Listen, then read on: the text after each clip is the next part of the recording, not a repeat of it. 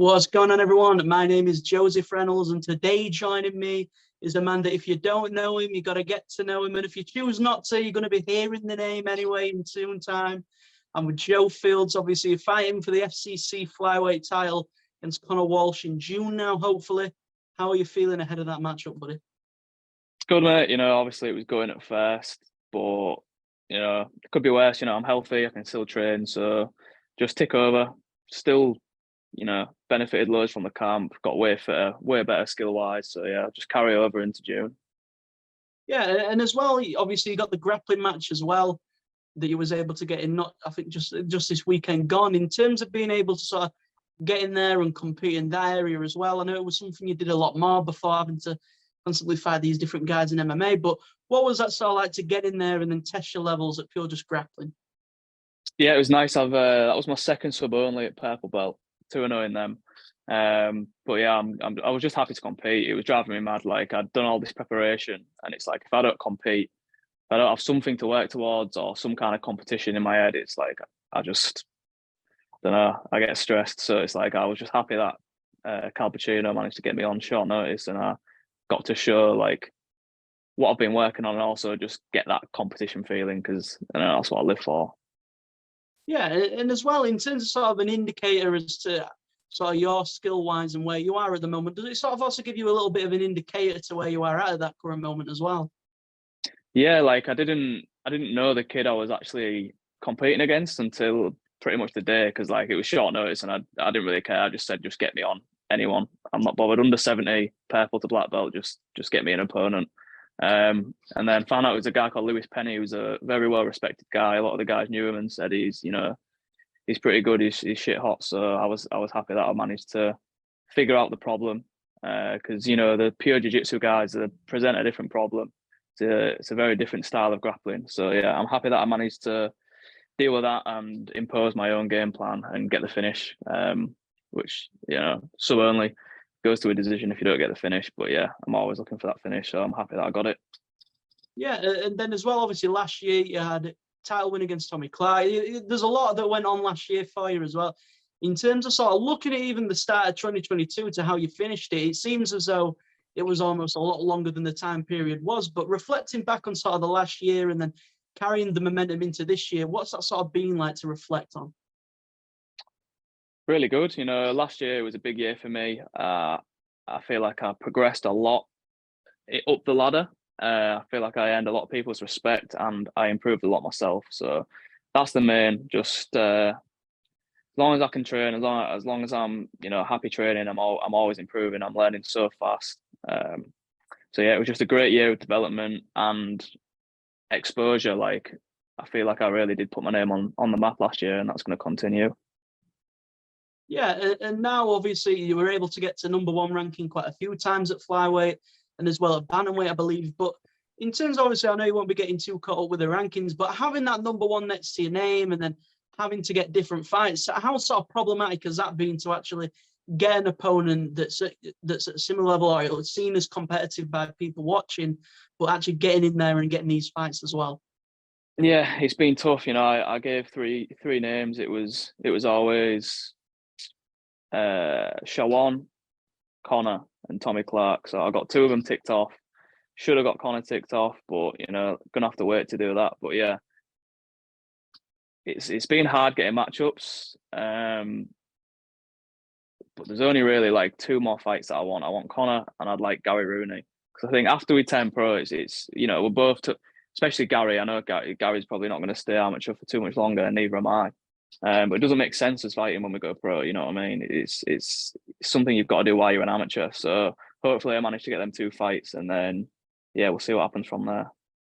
Yeah, and in terms of sort of laying out sort of the blueprint almost for this year, getting to the Conor fight, going past that, and then potentially the bout with Gary Rooney as well, do you feel as though they are going to be sort of your two last fights that you'll experience as an amateur? Yeah.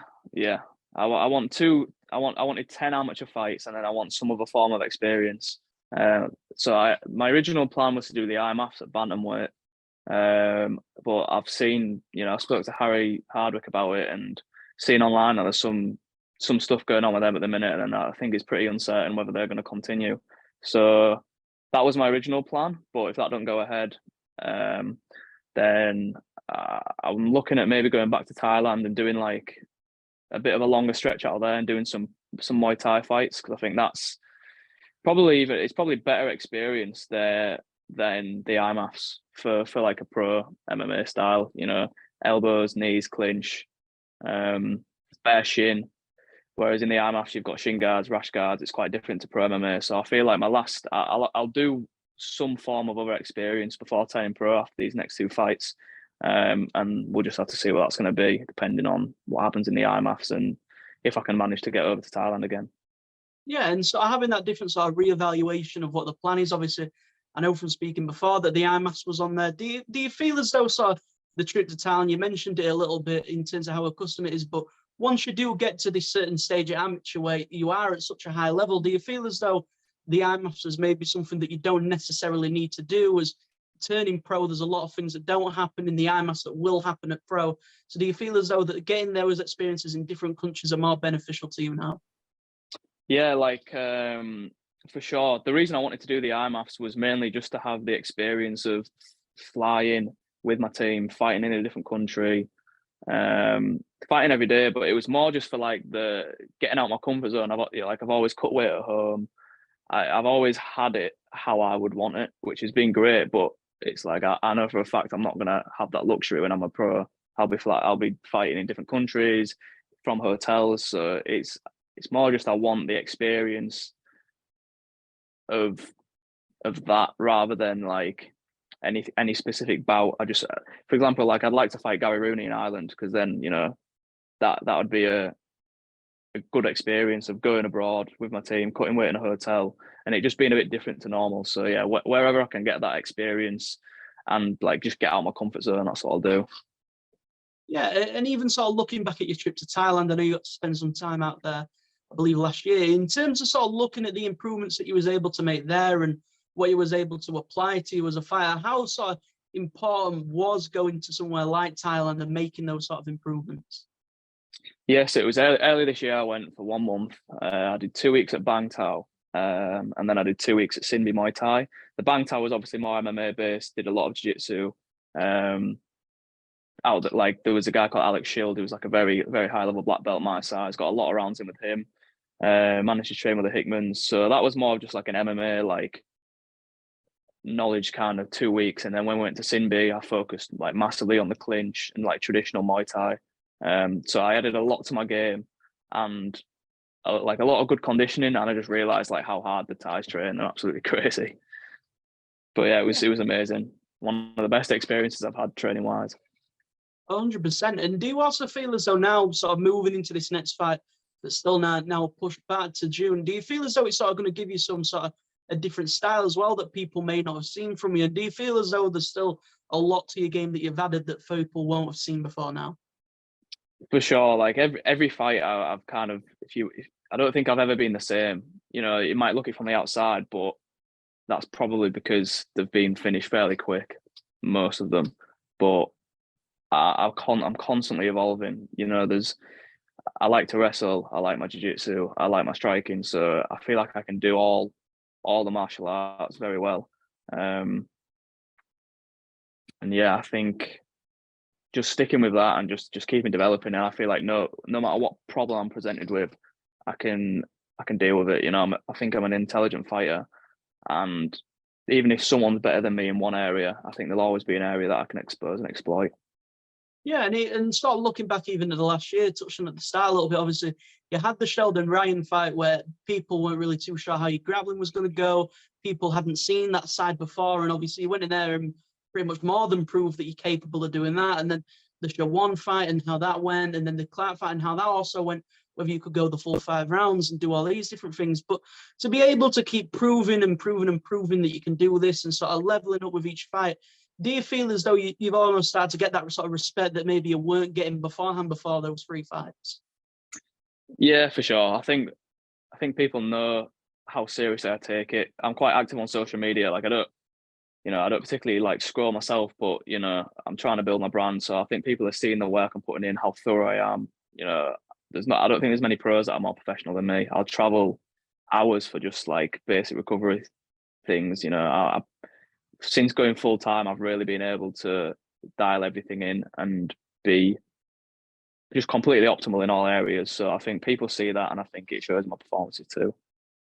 Yeah, and obviously, when you announced going full time, I'm sure there was still a bit of uncertainty in terms of what had happened. But now, sort of looking and seeing how that time as a full-time fighter, how do you feel that sort of been, and also building your own brand as well? Obviously, being active on social media. Yeah, it's night and day. It's completely night and day. Like I was so, I didn't even realize I was stressed and like suffering kind of mentally. Nothing like major, but you know, I was burning the candle at both ends massively. I was studying a super hard degree and then training literally full time as well.